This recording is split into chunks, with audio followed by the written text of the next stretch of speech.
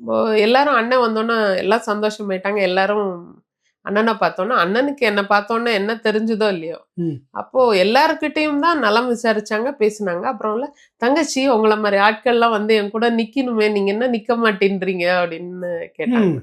அப்போ நான் வந்துட்டு அண்ணன்ட்ட "இல்லண்ணே, நான் இந்த மாதிரி இயற்கை சார்ந்த பயணம் பட்டாச்சு" அப்படின்லாம் சொல்லும்போது, "இல்ல, ம். இல்ல நீங்க வந்து பாருங்க" அப்படின்னாரு. ம். அப்போ இது எனக்கு எங்க அண்ணன் எங்களை எல்லாம் வந்து எப்பயுமே தங்கச்சி தங்கச்சின்னு தான் கூப்பிடுவாங்க. ம். அண்ணன் பேசுனது ரொம்ப மனதுக்கு ரொம்ப நெருக்கமா இருந்தது. ரொம்ப உரிமை எடுத்து ஒரு அண்ணன் ஒரு தங்கைய சீமான் கிட்ட அவர்கள் பேசுறதா ஆமா, சொல்றீங்க. ஆமா. ம். ரொம்ப ம். அது அ நான் கதையில படிச்சிருக்கிறது என்னன்னா, இயேசு கிறிஸ்து போற வழியில என் பின்னால் வாருங்கள் அப்படின்னோன ஒரு கூட்டம் அப்படியே போயிடும்னு அது ஒரு மந்திரிக்கப்பட்ட மாதிரி தான். ம். அப்புறம் சென்னையில வந்து ஒரு நாள் அலுவலகத்துல அண்ணன் முன்னால போய் உட்கார்ந்தேன். "என்னங்க தங்கச்சின்னாரு." "நீங்க வர சொன்னீங்க நான் வந்துட்டேனே" அப்படின்னேன். இல்ல அதனால நான் அண்ணன்ட்ட சொன்ன உடனே அண்ணன் அப்பவே சொல்லிட்டாங்க. ம். "சரி வாங்க.